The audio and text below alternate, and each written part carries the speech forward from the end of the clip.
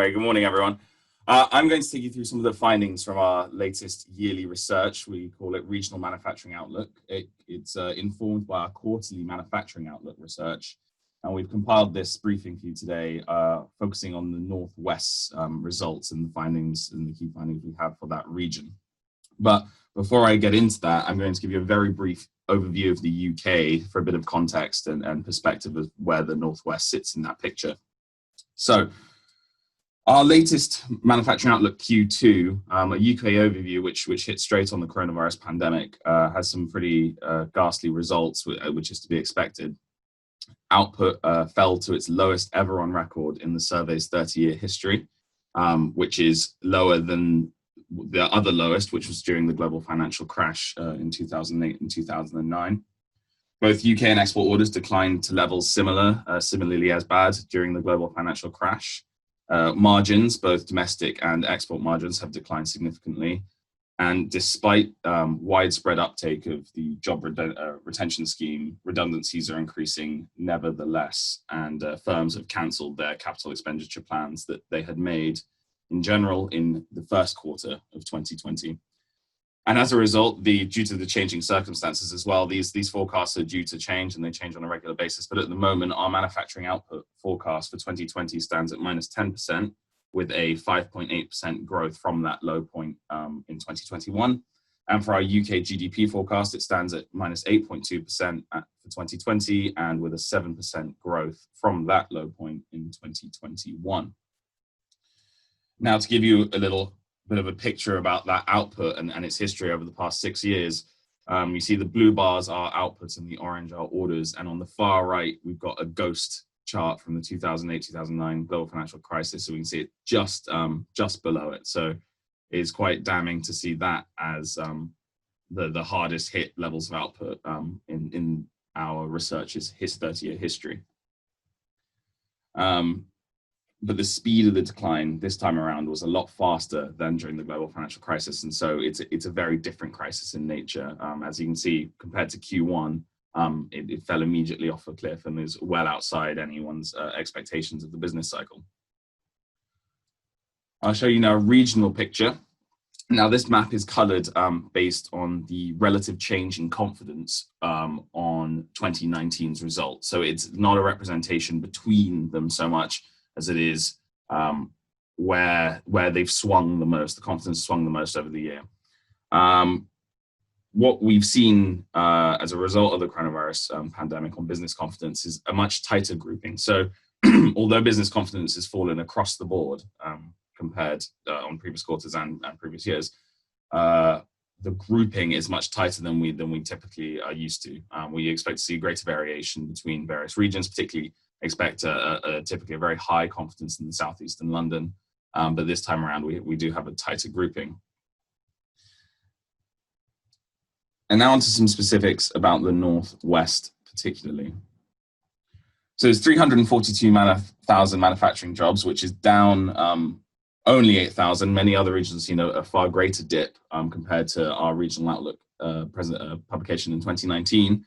However, this data does not account for the ongoing and loss to come as a result of the redundancies due to the coronavirus pandemic.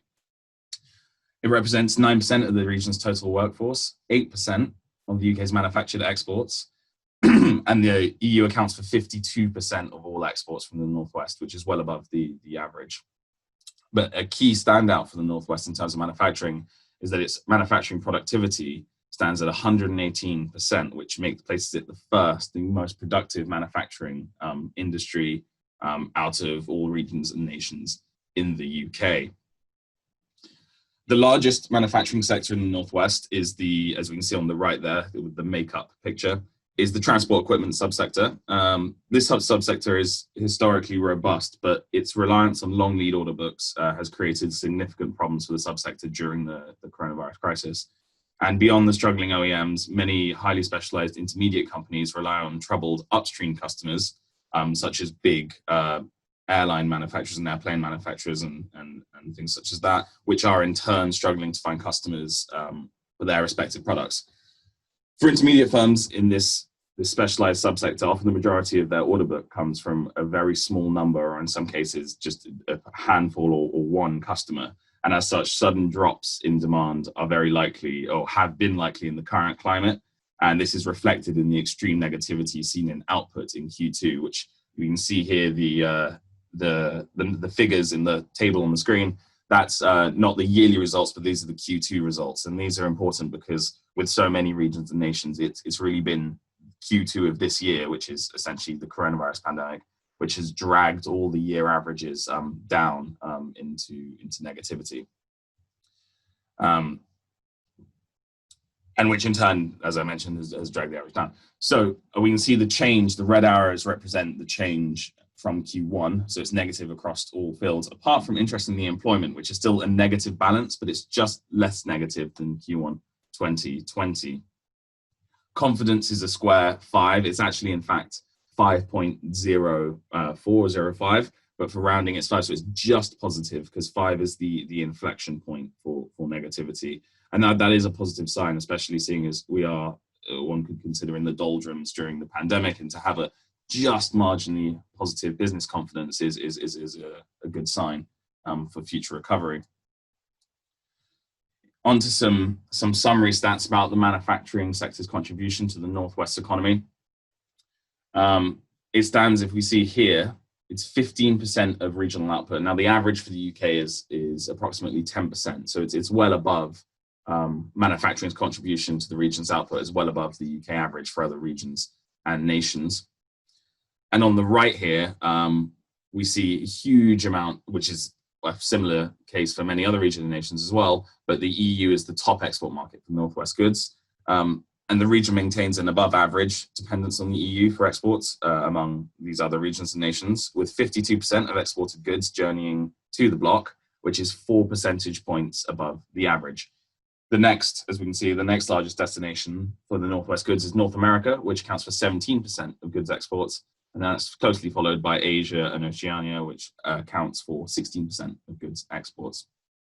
And now the 5 blue bullets is our, or in the bottom of the slide there, is our concise summary for the year of Regional Outlook 2020's research into the Northwest. And so, as is a common theme with many regions, output's negative, really just because the Q2, the final quarter of the results, pull that yearly average so down with such a heavy negative result due to the pandemic. Orders are also negative, but slightly less so than output. Investment intentions, which is a big one, which I'll talk about in a bit, are firmly negative.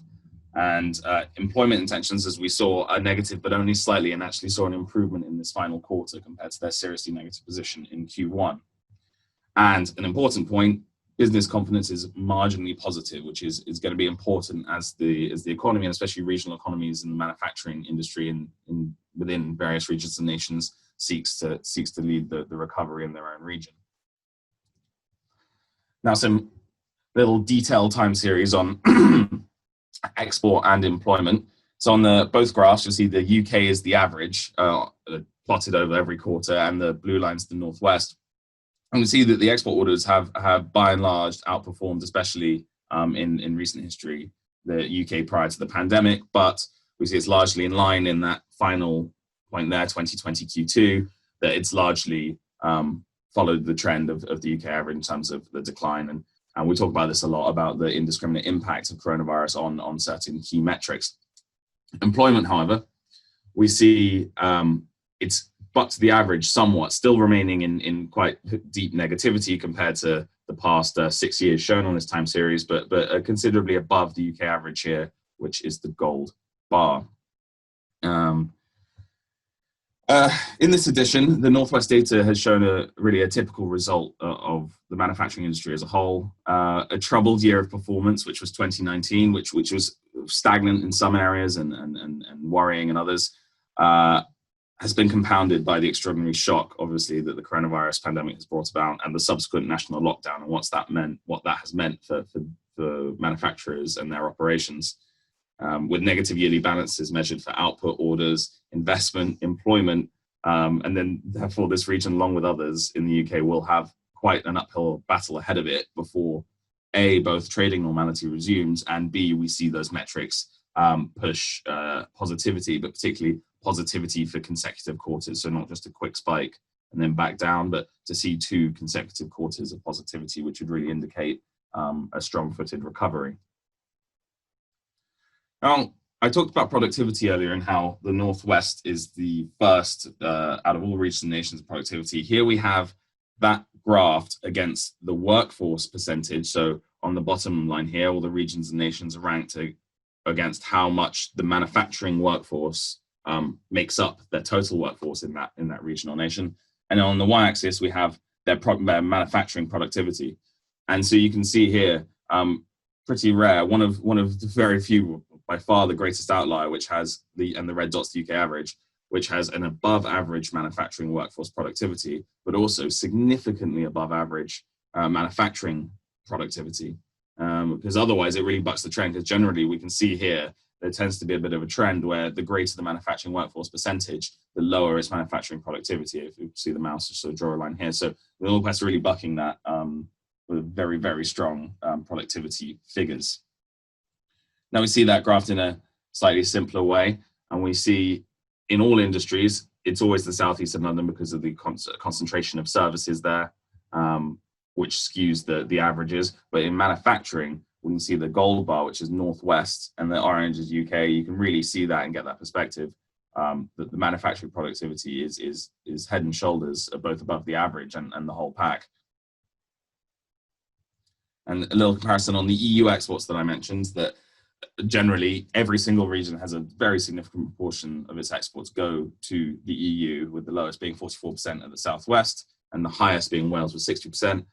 And the Northwest there in gold is 52%. And again, it's above the UK average. And as such, and with so many regions, the recovery and subsequent future trading success future trading relationship with the bloc, I should say, will be very important and more important than the average to the Northwest export performance in the future.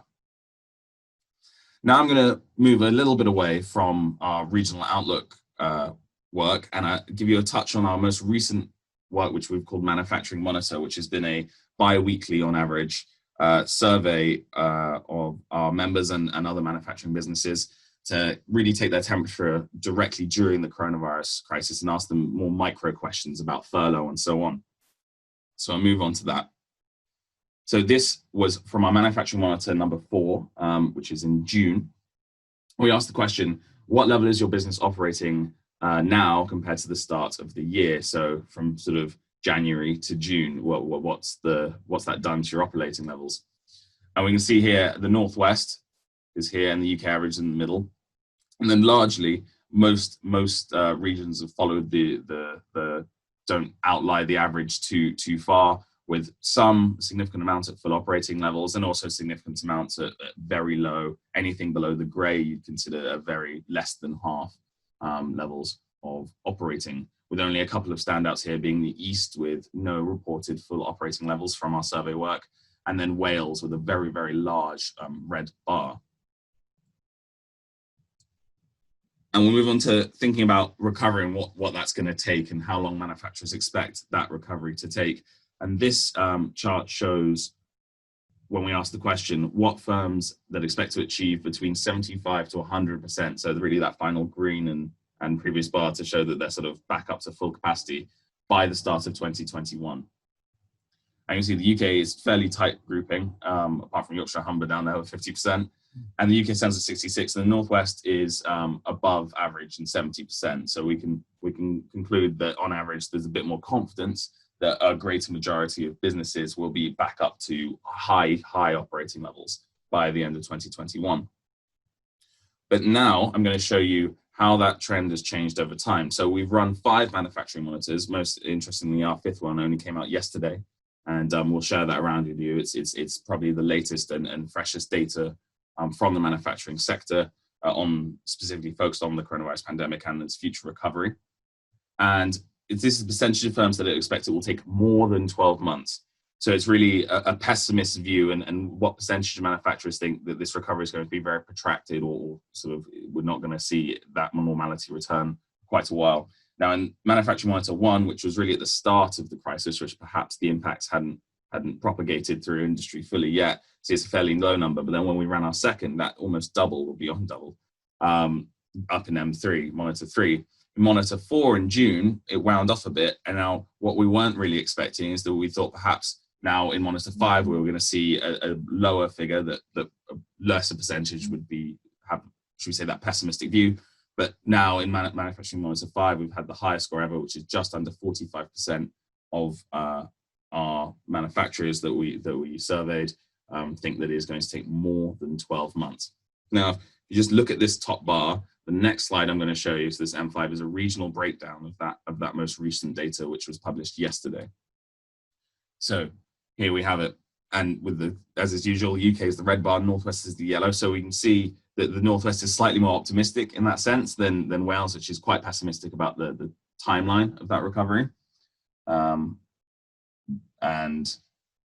other regions, such as Yorkshire, Humber, East Midlands are well above the average as well. So as is becoming a theme, and as we've talked about in previous slides, most of the metrics we have for optimism of recovery, the Northwest always sits above the UK in terms of that optimism, likely due to good fundamentals within the manufacturing sector and a greater view as to how that recovery is going to play out.